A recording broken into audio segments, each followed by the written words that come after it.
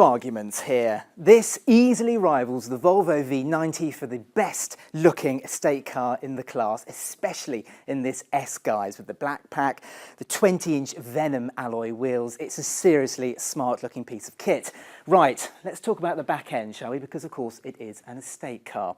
Now it's a little bit different from the old Sportbrake. The old car was a lot more bulbous, but this is a lot more sharp and sveltely styled. So the window area here looks very similar to the Jaguar F-Pace. There's also some brand new rear tail lights. On this S model they're a little bit darkened, but there's a new day running light design. I wouldn't be too surprised if you saw these appear on the Jaguar XF Saloon at some point either. Let's lift up the tailgate, electric on this particular version. And it reveals a very large boot. Now, in terms of litres, it's on par with the BMW 5 Series. It's a little bit smaller than the Mercedes E-Class, but that's particularly cavernous in this class. And can you believe it? It's larger than the Volvo V90. Yes, you heard that right. A Jaguar estate has got a larger boot than a Volvo estate. So there's 565 litres with the seats up. Folded down, it's 1,700 litres.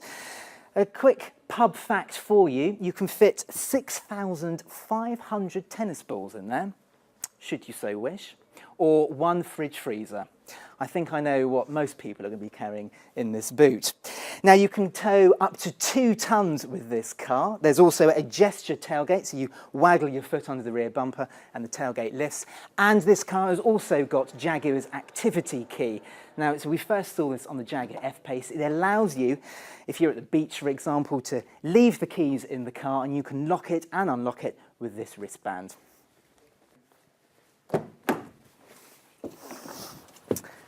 Now, the new Sportbrake is 6mm shorter than the old Sportbrake, but just like the Saloon, the wheelbase is longer than the old model, so it means there's lots of legroom back here. There's a decent amount of space, I'm just over 5'10", and there's a good amount of headroom.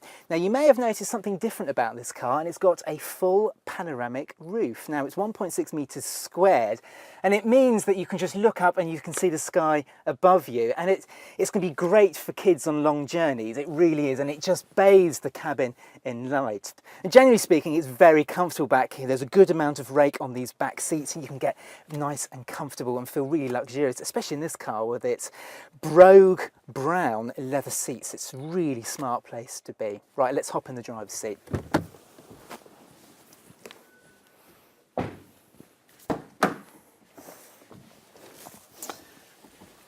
Up front, and as you'd expect, is identical to the Saloon. So it's a very simply designed cabin. It's made from decent enough materials. It's not quite as good as the Mercedes E-Class and the BMW 5 Series, but like I say, it's decent enough.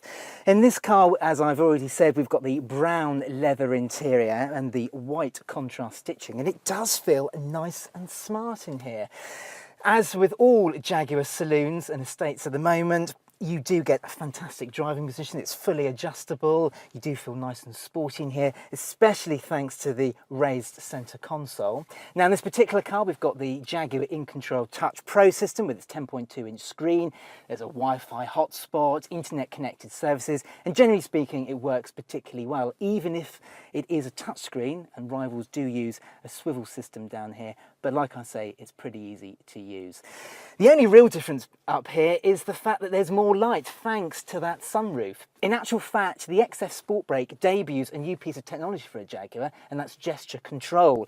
Now, it's not as in-depth as BMW's system on the 5 Series. There's only one gesture available on this car, and it allows you to sweep your hand backwards. And if you do that, the sun blind goes backwards on the roof. It's quite a cool feature, I have to say. Jaguar offer an almost identical engine range as it does to the Saloon, so expect the usual range of 2-litre diesels. There's a new 2-litre petrol with just under 250 horsepower, and the range will top with a 3-litre V6 diesel. Strangely, Jaguar is not going to offer the 3-litre V6 supercharged petrol, but the price range should kick off from around £35,000 and rise to around £52,000. So the Sportbrake is around £2,000 more than the Saloon. It goes on sale in October. Let us know what you think.